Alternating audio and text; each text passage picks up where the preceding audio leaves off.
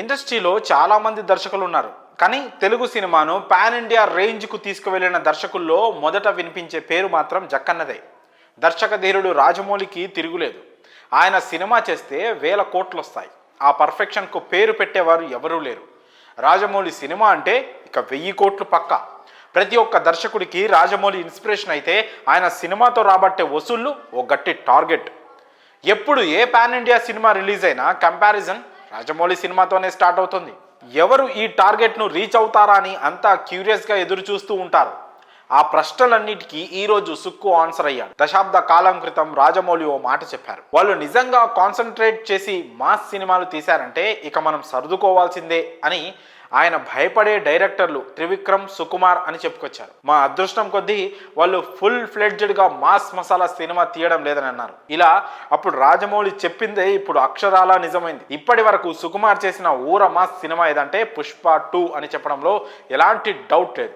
అసలు second cinema జగడంతోనే Sukumar mass బాట పట్టాడు, కానీ ఆ సినిమా ఫ్లాప్ అయింది. దీంతో క్లాస్ సినిమాలు చేస్తూ వచ్చిన సుక్కు రంగస్థలం నుంచి యూటర్న్ తీసుకున్నాడు. పుష్ప పార్ట్ 1ని మాస్ శాంపిల్ అనేలా చేసిన లెక్కల మాస్టరు ఇప్పుడు పాన్ ఇండియా షేక్ అయ్యే ఊర మాస్ బొమ్మ చేసి బాక్స్ ఆఫీస్ను తగలబెట్టేశాడు. విడుదలైన అతి కొద్ది రోజుల్లోనే 1000 కోట్ల మార్క్ అందుకున్న ఏకైక సినిమాగా పుష్ప 2 కొత్త రికార్డు క్రియేట్ చేసింది. సినిమాలో నటించిన ప్రతి ఒక్కరి నుండి తనకు ఎంత కావాలో అంత పర్ఫార్మెన్స్ రాబట్టాడు సుకుమార్. చెప్పాలంటే ఒక్కోసారి ఇది సుకుమార్ సినిమానేనా అనే డౌట్స్ కూడా రాకమానదు. మొత్తంగా రాజమౌళి చెప్పినట్టుగా సుకుమార్ క్లాస్ సినిమాలు వదిలేసి మాస్ సినిమాలు చేస్తే తట్టుకోవడం ఎవరి వల్ల కాదని పుష్ప 2తో ప్రూవ్ అయింది.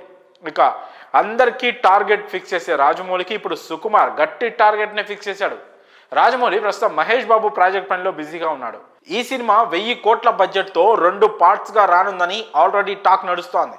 ఇప్పటి వరకు జక్కన్న ముందు తాను తీసిన సినిమాలు తప్ప ఇంకెలాంటి టార్గెట్స్ ఉండేవి కావు. ఇప్పుడు టార్గెట్ బలంగా ఉంది. ఈసారి ఇంకే రేంజ్లో సినిమాను చెక్కుతాడో చూడాలి. మరి ఈ అప్డేట్పై మీ అభిప్రాయాలను కామెంట్స్ రూపంలో తెలియజేయండి.